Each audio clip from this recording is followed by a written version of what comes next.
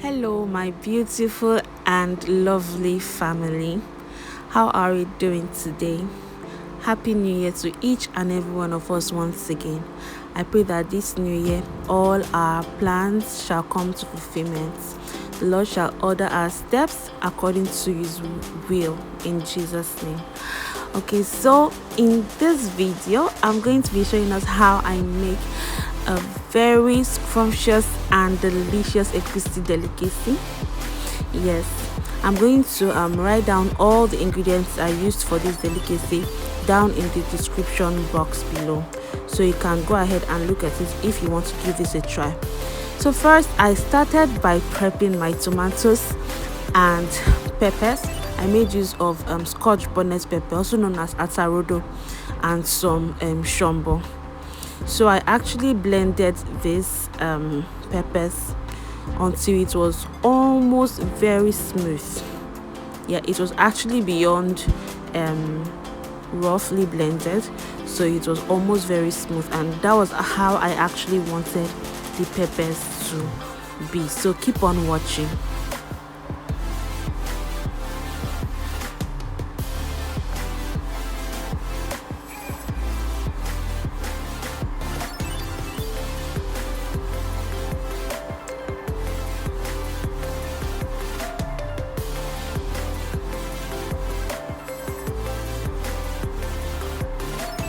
The pepper and tomatoes were quite much, so I had to do them in 2 batches so that it will be able to, my blender will be able to accommodate every one of them.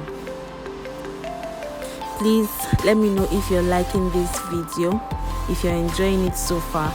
In fact, if you're still watching, I'm certain you're enjoying it so far.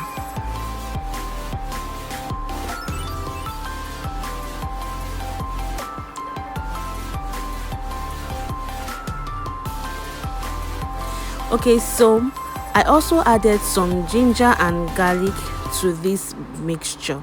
A little ginger and a little piece of garlic, just because I love the fragrance it gives to any delicacy, be it stew, soup, whatever it is, even eggs. I love ginger and garlic.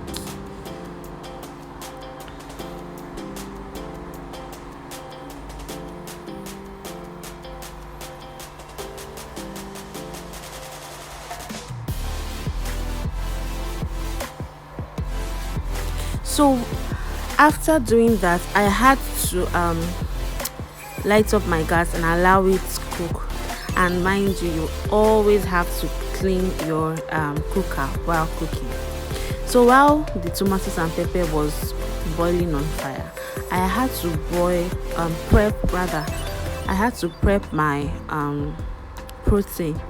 I was using mackerel, dried mackerel, or smoked mackerel rather, and some pomo.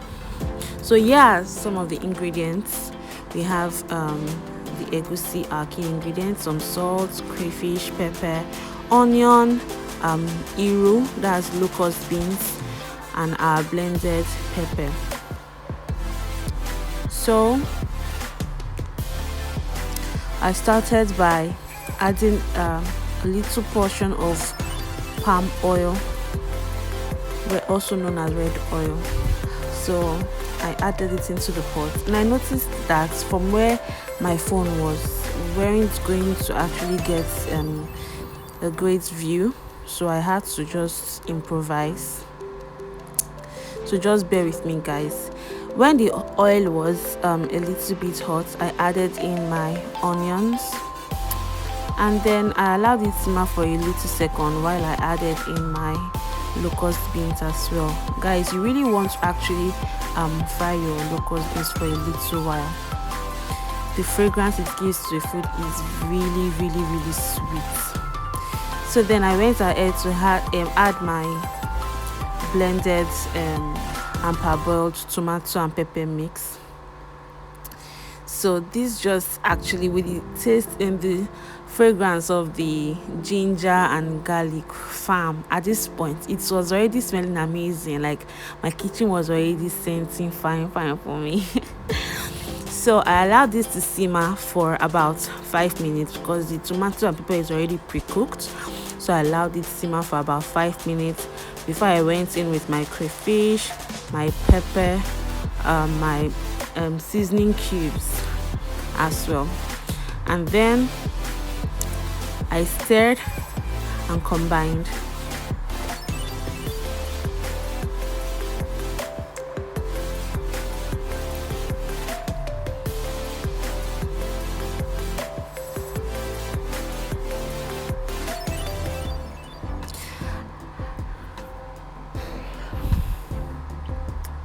So then I added in my already cleaned and washed up cow skin, also known as Pomo.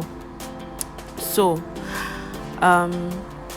some people at this point, I would actually advise you can actually go in with your meat stock or chicken stock, whichever one you may have, but I don't have any of those available at the moment, so I just had to allow these sit and simmer for a little while.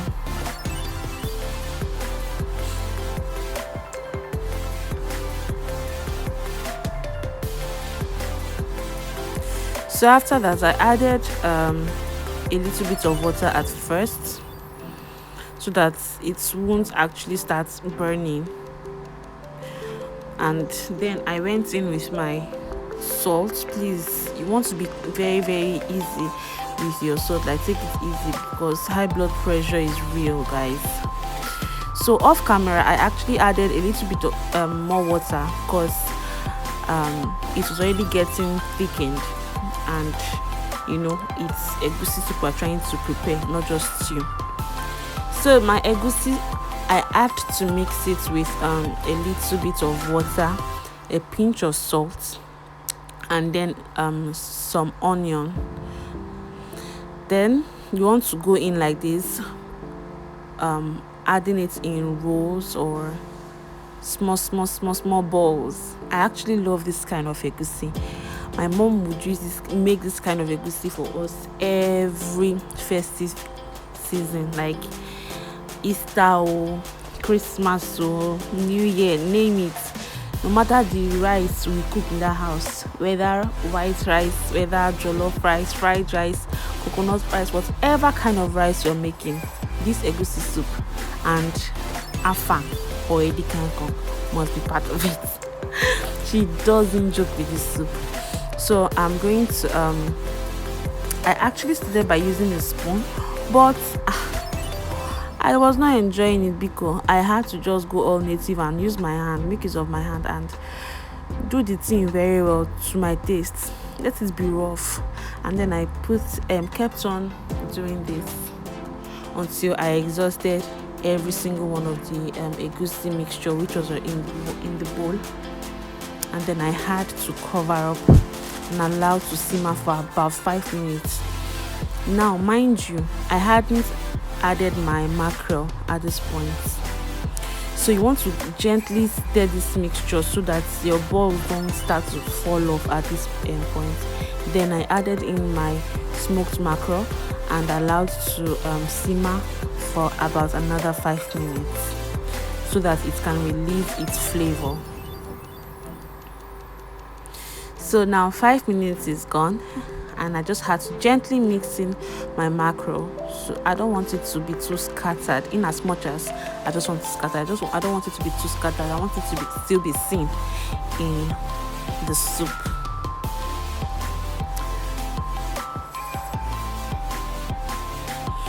So I added in a little bit of water because it was too thick at this point, and I just want to release it a little, and then I allowed to simmer for about a minute or two. So afterwards, I had already prepped my vegetables. I'm making use of pumpkin leaf, also known as Ugwu, and I've already pre-washed it and saved it as well.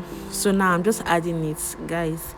I don't know if I'm the only one, but I don't like when my vegetable is fully cooked. I like it still fresh in my pot. So I like to simmer for about a minute. So it's not even up to 2 minutes, and then I allow to simmer and mix up the mixture, mix it up graciously, and voila, your egusi soup is, in fact, it's not just an egusi soup, but this is a scrumptious and delicious egusi delicacy. So let me know if you're going to try out this amazing recipe, and if you want me to do more, please let me know in the comment section below. Thank you.